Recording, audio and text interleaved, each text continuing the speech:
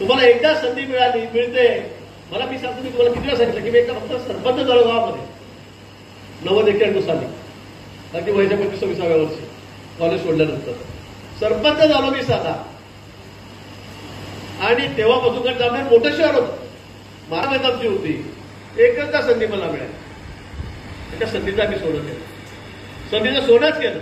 लोक म्हणाले नाही आमदार तुम्ही काहीच नव्हतं, वडील शिक्षक, घरी काही नाही, शेतामध्ये मी झोपडीत राहत होतो त्यावेळेला अक्षरशः काहीच नव्हतं.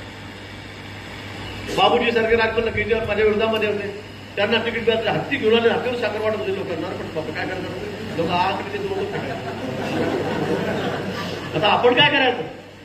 प्रमोदजींनी तिकीट सांगितलं, मला सांगितलं तुला तिकीट द्यायचं, म्हटलं माझं 5,000 रुपये नाही खिशात, माझे वडील मला 5 रुपये देत नाही, करू काय, वर्गणी कर, भीक माग, निवडून देणार आहे तू. प्रमोदजी शक्य नाही म्हटलं बाबूजी आहे. कोण बाबूजी, ते अशा ट्रेझर आहेत म्हटलं, ते एनसीपीचे शरद पवार राईट हँड आहेत. उभा राहा, वर्गणी जमा कर, 2-4 लाख रुपये पडे कर. 5-5.5 लाख रुपये वर्गणी जमा केली, उभा राहिलो, आलो 14,000 मध्ये निवडून आलो मी पहिल्यांदा, 14,000 मध्ये निवडून आलो.